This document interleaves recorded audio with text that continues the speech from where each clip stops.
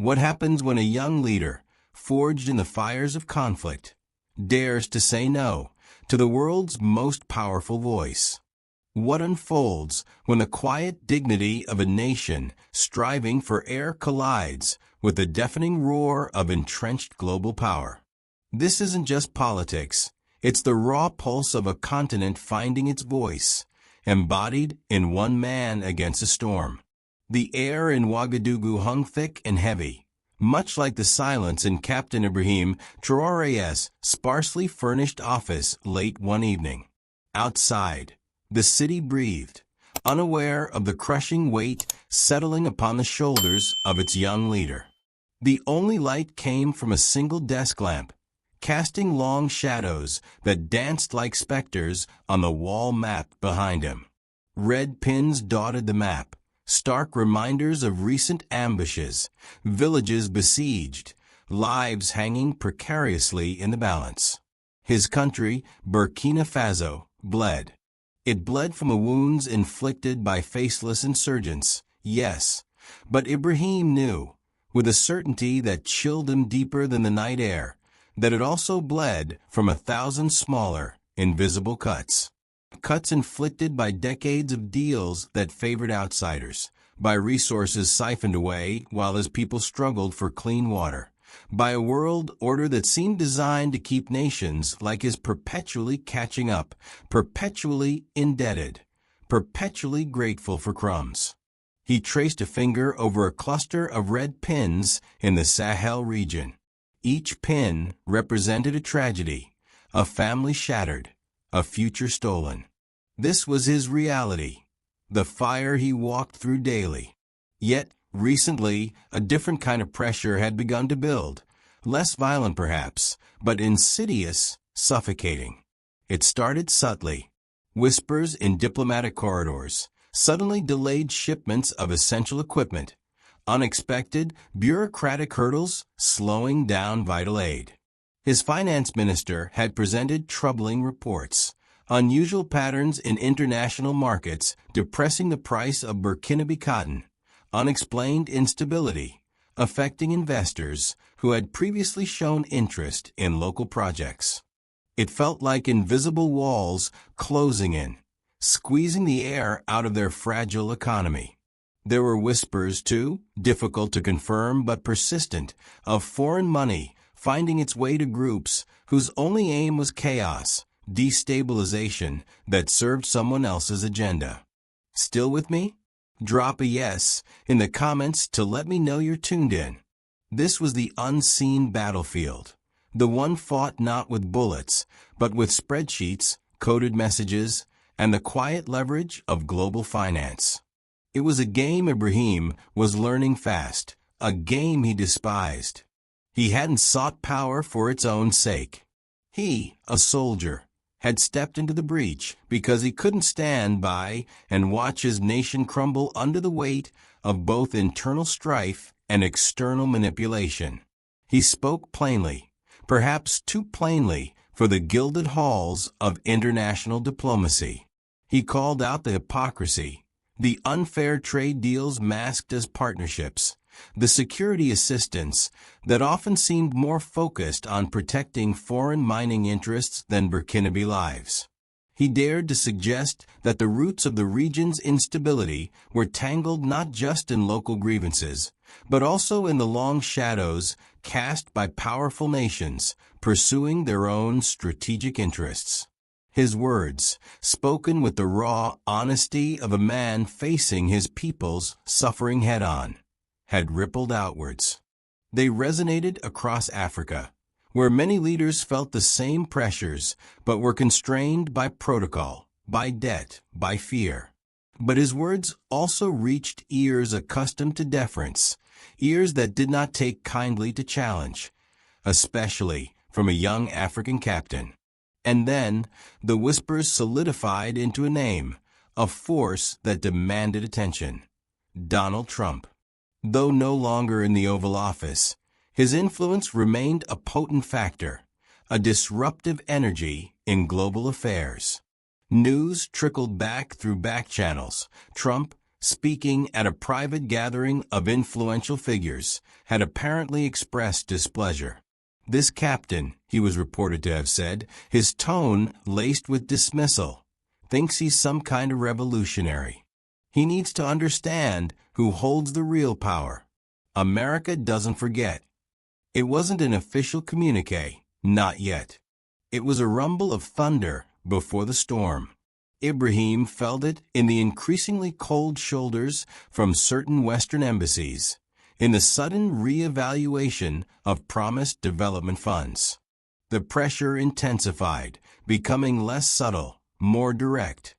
Orchestrated articles began appearing in international media, painting him as volatile, authoritarian, a dangerous populist leading his country towards isolation. It was a familiar playbook, designed to soften the ground, to delegitimize before delivering the blow. Then came the message, not a formal letter on embossed paper, but a verbal relay through a third party, a channel usually reserved for sensitive, deniable communication. The essence was simple. Mr. Trump wished to have a personal discussion with Captain Traoré. Urgently. In Washington. The tone, as described by the intermediary, was not one of invitation, but expectation. It carried the implicit weight of a summons, a demand cloaked in diplomatic nicety. The message hung in the air of the small meeting room where Ibrahim gathered his closest advisers. The tension was palpable. "It's a trap, Mr. President," murmured his security chief, a veteran whose eyes had seen too many promises turn sour. "They want to isolate you, pressure you on their turf." His foreign minister, ever the pragmatist, countered, "Perhaps it's an opportunity, a chance to state our case directly, even to him. Ignoring it could be seen as weakness, give them more ammunition." Another advisor added, "But the disrespect, Captain. Wishes to have a discussion? Urgently. It sounds like a king summoning a vassal, not an invitation between sovereign nations." Ibrahim listened, his gaze distant. He saw the map behind his chair in his mind's eye, the red pins burning like embers. Washington felt 1,000,000 miles away from the dusty villages where his soldiers fought and died, where mothers worried about their children's next meal. He thought of the reports on his desk detailing the quiet economic warfare already underway. This wasn't about a meeting. It was about submission. It was about being reminded of his place in their predetermined order. He felt a slow burn of anger, not hot and explosive, but cold and deep. An anger born of witnessing his people's dignity trampled, their resources bartered away, their future held hostage. He looked at his advisers, his face set. "My place," he said, his voice quiet but firm, "is here, with my people. While insurgents burn our villages, while unseen hands try to strangle our economy, I will not fly across the world to suit the ego of a man who sees Africa as his backyard." He paused, letting the weight of his words sink in. Send a polite response.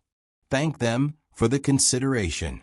Explain that the pressing security situation and urgent national matters require my presence in Burkina Faso at this time. Suggest that perhaps, at a more stable juncture in the future, a meeting could be explored, contingent on mutual respect and a clear agenda beneficial to both nations. The diplomatic refusal, carefully worded but unambiguous in its message, was sent. The response was swift and brutal, confirming Ibrahim's deepest suspicions. Within days, the storm broke. Major American news networks, citing anonymous administration sources linked to Trump's sphere of influence, ran segments portraying Traoré as an unstable rogue, rejecting dialogue, aligning himself with anti-Western forces. Then came Trump himself, not through official channels, but via his preferred medium, a viral video clip. Standing before his supporters, he didn't name Traoré, but the target was unmistakable. Some leaders, he boomed, think they're tough. They think ignoring America, ignoring me, makes them look strong back home. Let me tell you, it doesn't work that way. They find out the hard way. They end up isolated. They end up weak. Their people suffer because of their foolish pride. The veiled threat became overt. A formal announcement followed shortly after, relayed through the U.S. Embassy. Effective immediately, all visa processing for citizens of Burkina Faso was suspended indefinitely. No travel, no study, no family reunification. An entire nation held hostage because its leader refused to bow. The cruelty of it struck Ibrahim to the core. This wasn't about him anymore. It was about punishing ordinary people, students whose dreams depended on studying abroad, families separated by oceans, entrepreneurs cut off from vital markets. It was collective punishment designed to turn his own people against him. In the streets of Ouagadougou, shock turned to anger, then defiance. Young people filmed passionate videos, flooding social media. Does Trump think we live only for his visas? One young woman declared, her voice ringing with passion. Our ancestors built kingdoms without America. We have dignity. He can keep his visas. But beneath the bravado, Ibrahim knew there was real pain. He saw it in the eyes of the merchant whose son's scholarship was now worthless, in the quiet despair of the nurse whose sister lived in Chicago. He called an emergency press conference. The room crackled with anticipation. Facing the cameras, Ibrahim Traoré didn't shout. His voice was measured, but infused with a profound sorrow and steely resolve. A decision has been made, he began. Not against me, but against the people of Burkina Faso. A great nation has chosen to punish mothers, students, farmers, because their leader dared to prioritize their immediate safety and dignity over a summons. They believe America is the center of our universe, that a visa is the key to our happiness. They are mistaken. He leaned slightly forward. Our dignity is not granted by any embassy. Our strength is not measured by access to foreign shores. We have faced invaders before. We have faced drought and famine. We face terrorists daily. We survive. We endure. We build. He paused, his gaze sweeping across the room. If doors are closed to us, we will build our own doors. We will trade with those who see us as partners, not vassals. We will rely on ourselves, on our brothers and sisters across Africa. Let this be clear. Burkina Faso is not for sale. Our future will not be dictated by threats. We stand. The applause was thunderous, echoing the sentiment on the streets. But Ibrahim knew this was far from over. Standing tall came at a cost. The economic screws tightened further. Insurance premiums for shipping to Burkina Faso mysteriously rose. International loans faced sudden reviews. The media attacks intensified, dredging up old divisions, trying to fracture the national unity that was his strongest shield. He found himself sleeping less, the nights filled with intelligence briefings, strategic planning, and the constant, gnawing awareness that he was now firmly in the crosshairs of immense power. He saw the worry in his advisors' faces, the strain on his security detail. Yet, amid the pressure, something unexpected happened. Messages of support flowed in, not just from ordinary Africans inspired by his stance, but quietly, cautiously, from other African leaders. They couldn't speak publicly, trapped in their own webs of dependence, but they recognized the fight. They saw in Traoré's defiance a flicker of the Pan-African dream, of true independence. He wasn't just fighting for Burkina Faso. He was fighting for an idea. Then, a surprising shift. Another message arrived from Trump's circle. The tone was different this time. Less demanding, more transactional. They proposed a new meeting in a neutral European location. Perhaps the message hinted the previous misunderstandings could be overcome. There's talk of a potential strategic partnership framework. Ibrahim was wary. Was this a genuine change of heart or a different tactic? Pressure hadn't worked. So now came the lure of a deal? Against the advice of some of his more hawkish advisors, he agreed. Not out of weakness, but because true leadership also meant exploring every avenue for peace and progress, provided it didn't compromise core principles. He would go listen, but his eyes would be wide open. The meeting took place in a heavily secured wing of a luxury hotel in Geneva. The atmosphere was thick with forced politeness.